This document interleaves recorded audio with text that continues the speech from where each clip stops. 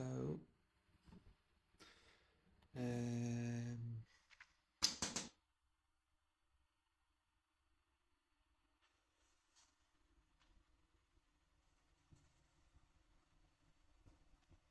in HEMA and in Western martial arts, etymology is interesting. So, the word dagger can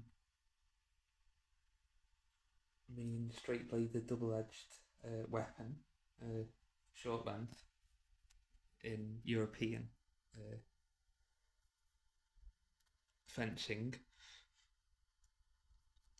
But an interesting crossover term could be samurai dagger. So, in etymology and in HEMA, that sort of leads to the question, can you have a double-edged knife and a single-edged dagger?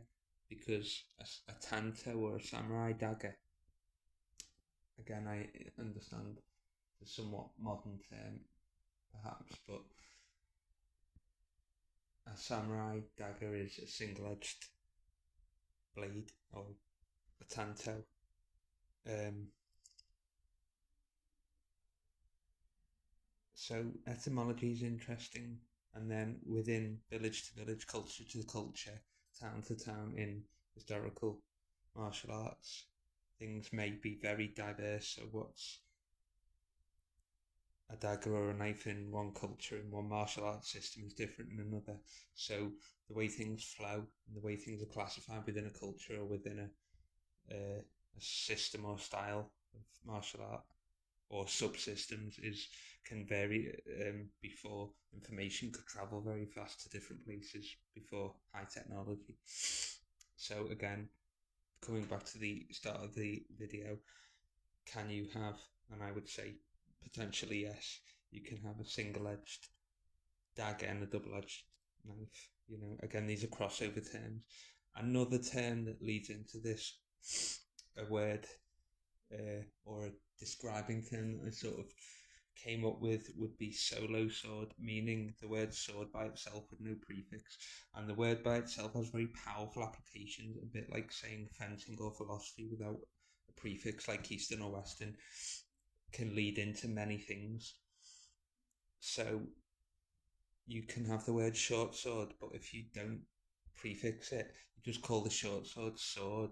It sort of gives it a much more universal feeling and a more uh,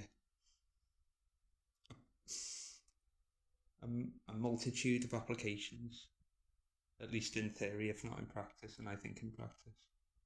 So yes, not calling. I prefer the solo term for a short blade. I prefer the term sword than short sword, although short sword's fine, but it feels a bit like a takedown term. But each to their own. But I think the word by itself is very powerful because again, it can have multiple applications that are very useful and helpful in the Western martial arts sphere. So, yes, etymology. Can you have sort of reverse or upside down terms and describing terminology for weapons in historical fencing? And I think yes. Um,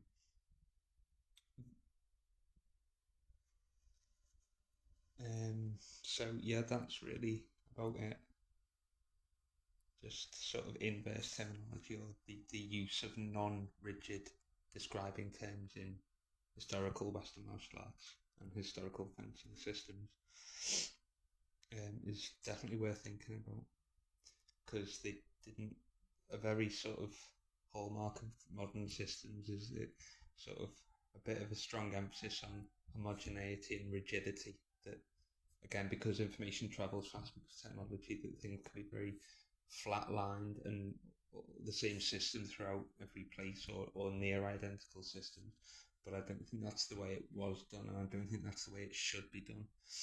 Because different body structures lend themselves to different techniques. So to try and make a certain body structure do a certain technique that's at odds with that frame, that body frame, doesn't make any sense. So it's more a modern era kind of approach, and a very flattened out, homogenized approach, which is not in keeping with historical WMA, as far as I can see. And this is just sort of layman's observations and thought, food for thought, bits and bobs. But yeah, the terminology can be inverted for useful theoretical and practical studies within WMA and HEMA. And the rest of the videos will be coming up soon, after notes have been made about more etymology with respect to historical fencing systems and subsystems. So when the notes have been made, which will take time, then the more information can be vlogged